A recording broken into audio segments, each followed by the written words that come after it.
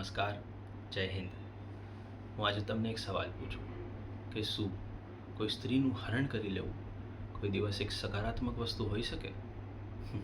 ચોકસો નહીં, આપણા શ્રી કૃષ્ણએ એ સાબિત કર્યું છે.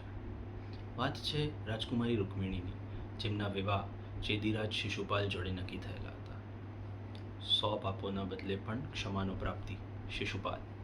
રાજકુમારી આ નિર્ણયથી એકદમ જ અસહમત હતા અને પોતાનો પ્રેમ વ્યક્ત કરતા એમણે કાન્હાને એક પત્ર લખ્યો. અને આપણા દ્વારકાધીશનું તો શું કહેવું. પત્ર મળતા વેત જ પોતાનું ક્ષત્રિય ધર્મનું પાલન કરતા અને એક સ્ત્રીની ઈચ્છાનું માન રાખતા તેમણે રાજકુમારીનું હરણ કરી લીધું. રાજકુમારીનું હરણ થઈ ગયું છે આ વાત જ્યારે બધા લોકો પાસે પહોંચી ત્યારે એમના ભાઈ રાજકુમાર રૂકમી અને ચેદીરાજ શિશુપાલ બંનેઓ નીકળી પડ્યા એમની રક્ષા કરવા માટે. એક તરફ શ્રી કૃષ્ણ અને બીજી તરફ શિશુપાલ અને રાજકુમાર રૂકમી. ઘમાસાન યુદ્ધ થયો, જેમાં અંતે શ્રી કૃષ્ણ વિજયી થયા.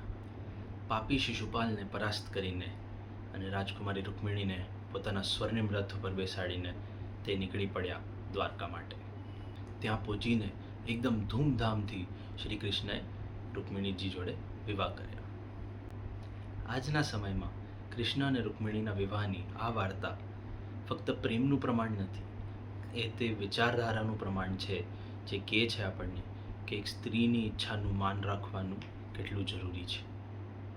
તો આવો તમે પણ સહપરિવાર અમારી સાથે જોડાઓ શ્રીમદ ભાગવત સપ્તાહમાં.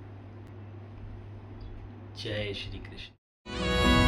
વેળા મિલનની આવી છે વેળા, કીધા મેં માનો ના તેડા રે. જાન જોડીને આવ્યા રે રાજા, રાણી રૂપાળાને લે